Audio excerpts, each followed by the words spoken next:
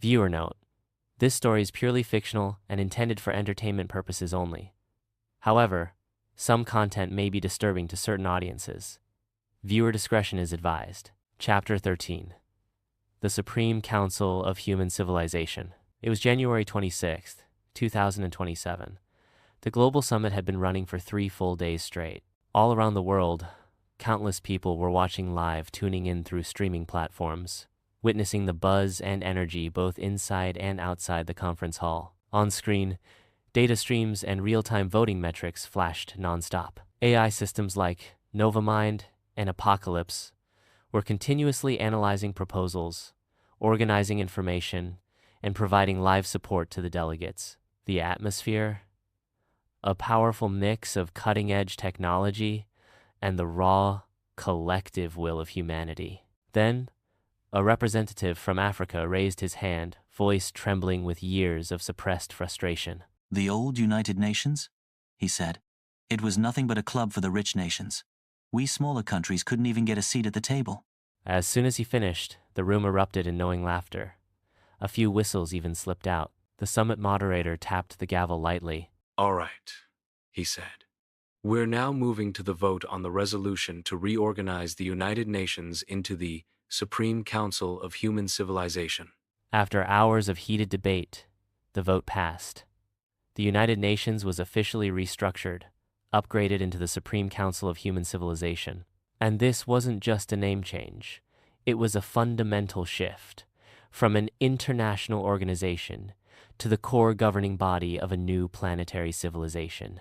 The world was reorganized into 4 major regions: Asia, Pacific, AP, Africa, A, Americas, AM, Europe, EU. Each region had its own regional headquarters, responsible for coordinating and implementing issues within its domain. And the global headquarters? It was located in a permanently leased area in northwestern Dragonia country land that had been granted free of charge by Dragonia country itself as a powerful symbol of commitment to the new order. More importantly, the Supreme Council now had full independent decision-making power, free from interference by any single nation. "Finally, we don't have to kiss Starland's ass anymore," A Latin American delegate muttered under his breath, a rare note of lightness in his voice. "Back then, they'd pull visa tricks whenever they felt like it.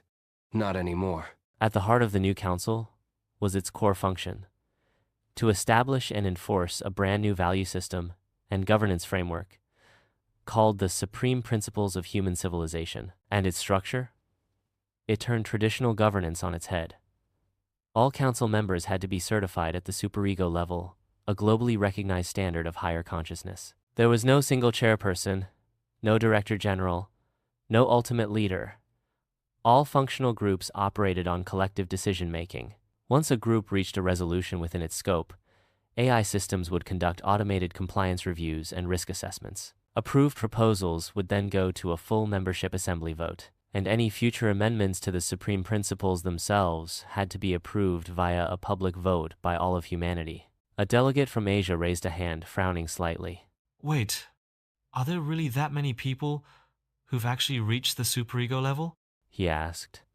Some in the room chuckled softly. Others fell into thought. Meanwhile, the Supreme Council also established 6 core departments, each overseeing a pillar of the new civilization: Human Supreme Law Enforcement Department, Life and Health Assurance Department, Food Security Assurance Department, Education and Technology Development Department, Economic and Trade Coordination Department, Civilization Security and Defense Corps. Each department was designed to safeguard a critical function of the new world. And more importantly, any act that threatened the Council's operations or sought to undermine the new order would be considered an act of war against all of humanity. And the people? They had the right to step in, directly. AI NovaMind chimed in calmly, voice steady but firm. "My algorithms show that the old system was riddled with vulnerabilities far too many to count. This new department structure will eliminate over 90% of the risks for corruption and abuse." The room burst into a wave of amused laughter. The tension eased just a little, but the most critical part was still to come: accountability and retrospective justice. Under the new rules, any current or former national leader found guilty of violating council law would face permanent criminal liability, Once an international arrest warrant was issued, all global citizens were obligated to assist in their capture. That tightening of the noose meant that many former elites, the ones who once thought they could escape justice, were now completely cornered. One former corporate tycoon turned pale as a sheet. He muttered under his breath. This is worse than the Great Judgment. The moment he said it, AI Apocalypse projected a cold, hard fact onto the screen. Of the past 112 international sanctions cases in the old world, 76% were initiated by Starland. History, it said simply, will not repeat itself. In the end, the resolution on accountability and global shared governance passed with an overwhelming majority. The entire assembly stood. Applause thundered through the hall. Some wiped away tears. Some shook hands with neighbors. Others whispered quietly, "Finally." After all this time, but in one shadowy corner of the room, one delegate quietly stood up and walked out. No one really noticed him, but everyone knew the hidden war criminals, they were already moving.